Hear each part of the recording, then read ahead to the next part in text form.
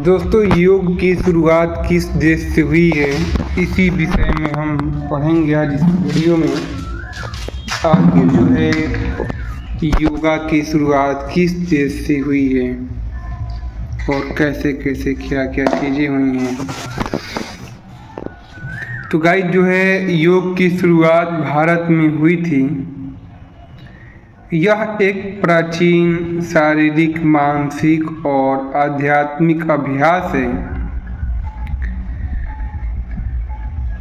जो भारत की सांस्कृतिक विरासत का एक महत्वपूर्ण हिस्सा है। योग को भारत में ऋषियों और मुनियों द्वारा विकसित किया गया था।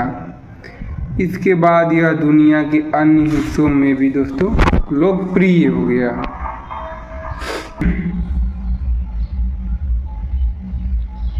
योग शब्द जो है दोस्तों संस्कृत से लिया गया है, जिसका अर्थ है जुड़ना या एकीकृत होना।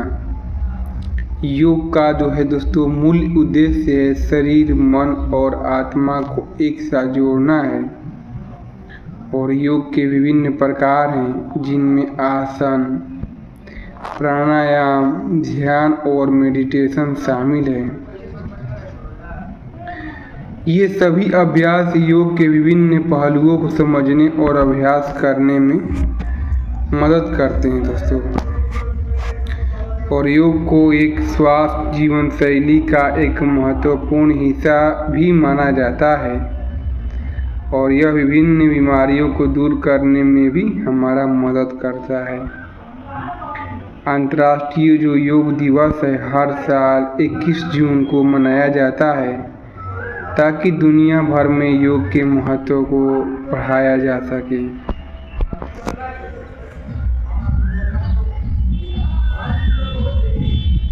ये परंपरा है जो अत्यंत प्राचीन है। इसकी उत्पत्ति जो है हजारों वर्ष पहले हुई थी और ऐसा माना जाता है कि जब से सभ्यता शुरू हुई है तभी से योग किया जा रहा है। अर्थात प्राचीनतम धर्मों का या आस्थाओं के जन्म लेने से काफ़ी पहले योग का जन्म हो चुका था। योग जो है दोस्तों विद्या में शिव को आदि योगी तथा आदि गुरु माना जाता है।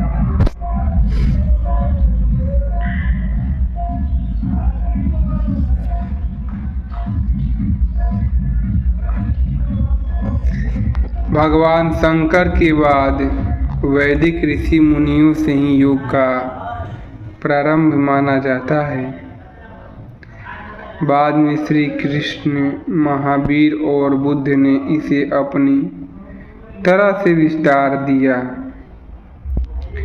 इसके जो है पश्चाताप जो है पतंजलि ने इसे सुव्यवस्थित रूप दिया और इस रूप को ही आगे चलकर सिद्ध पंथ, शैव पंथ और नाथ पंथ, वैष्णव और शाक्त पंथियों ने अपने तरीके से विस्तार दिया। जो है दोस्तों योग से संबंधित सबसे प्राचीन ऐतिहासिक साक्ष्य सिंधु घाटी सभ्यता से प्राप्त वस्तुएं हैं, जिनकी शारीरिक मुद्राएं और आसन उस काल में योग के अस्तित्व के प्रत्यक्ष प्रमाण हैं।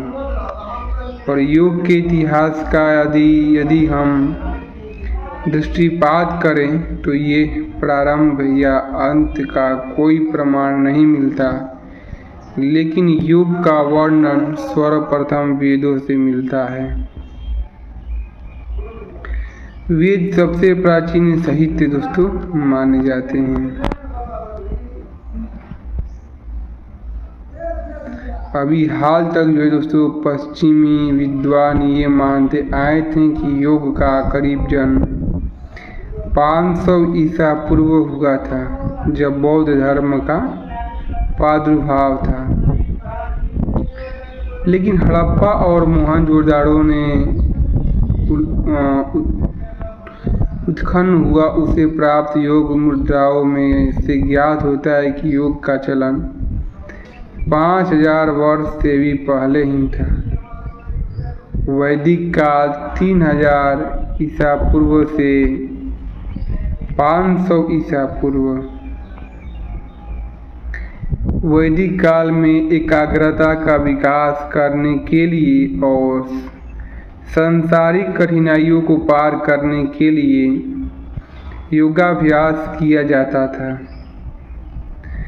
पुरातन काल में योगासनों में और वर्तमान योगासनों में बहुत अंतर है।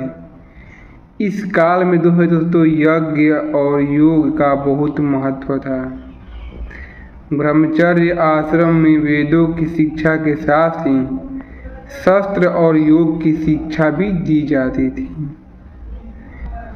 तो मतलब जो है वही परंपरा हमारी समाधि के निमित्त अभिभूत हो, उसकी दया से में समाधि विवेक ख्याति तथा श्रित रंभा प्रज्ञा का हमें लाभ हो।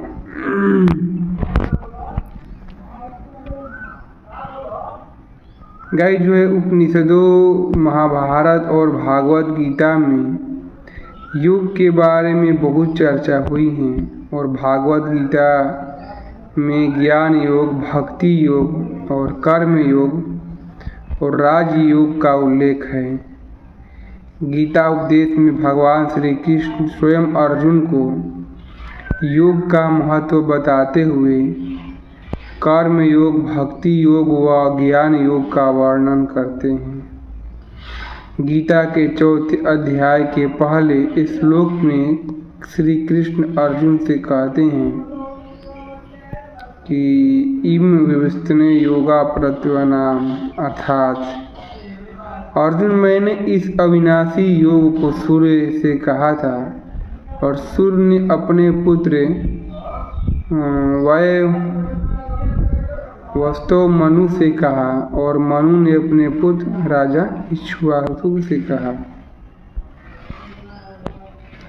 इस अवधि में दोस्तों योग, श्वसन एवं मुद्रा संबंधी अभ्यास न होकर एक जीवन शैली बन गया था।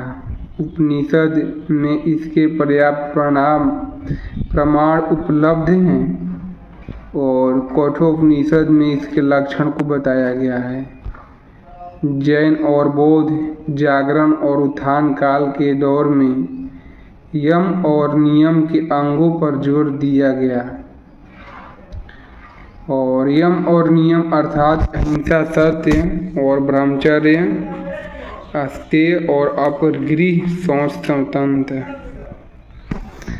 ये गाइस चीज़ें हैं योग के लेकर के। आई होप दोस्तों हमारी ये वीडियो आपको समझ में आई होगी। Thank you.